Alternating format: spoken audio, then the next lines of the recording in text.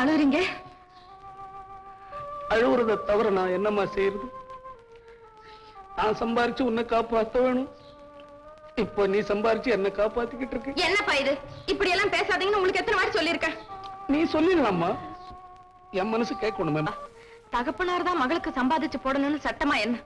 யார் சம்பாதிச்சா என்னப்பா? நீங்க உயிரோடு இருக்கிற வரைக்கும் பாரத் தான். இல்லப்பா, எனக்கு பாதுகாப்பு. நீ என்னென்னமோ சொல்லுவே, என் மனசு கேட்கணும் இல்ல.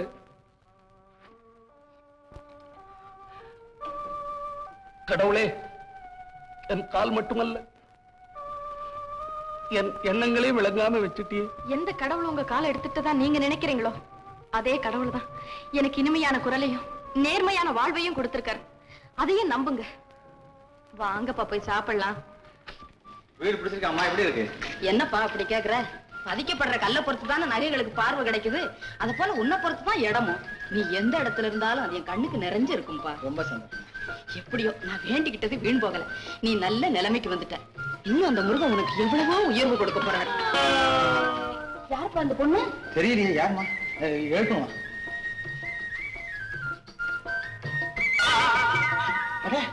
கிட்டா, என்னப்பா அது வேஷம்? பகல் வேஷம். யாருப்பா அது? என் கூட கம்பெனி வேலை செய்யலாமா? இவனுடைய சொந்தக்காரங்க வீடு தான் இது. நானும் ஏதோ வாடகை கொடுக்குறேன்னு சொன்னேன்.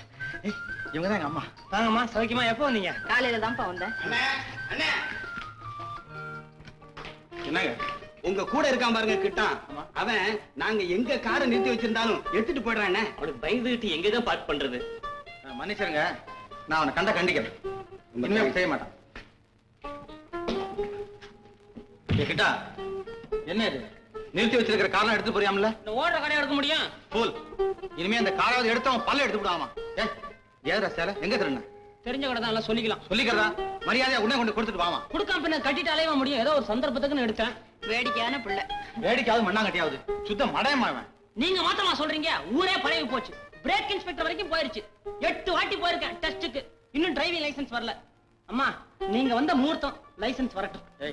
அம்மாவுக்கு மியூசியம் எல்லாம் ஊர்லாம் சுத்தி பார்க்கணுமா? கூட்டிட்டு போ, நாளை கூட்டு போ. சரி.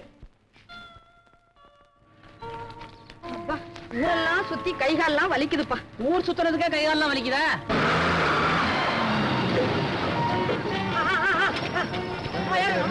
ரெண்டு பேர் மட்டும். அம்மா அம்மா அம்மாவா? ஆமா ஏறுங்க ஏறுங்க. இடம் இல்ல அம்மா, பஸ்ல இடம் இல்ல, மன்னிச்சிருங்க. அடுத்த பஸ்ல வந்துருங்க. ரைட்.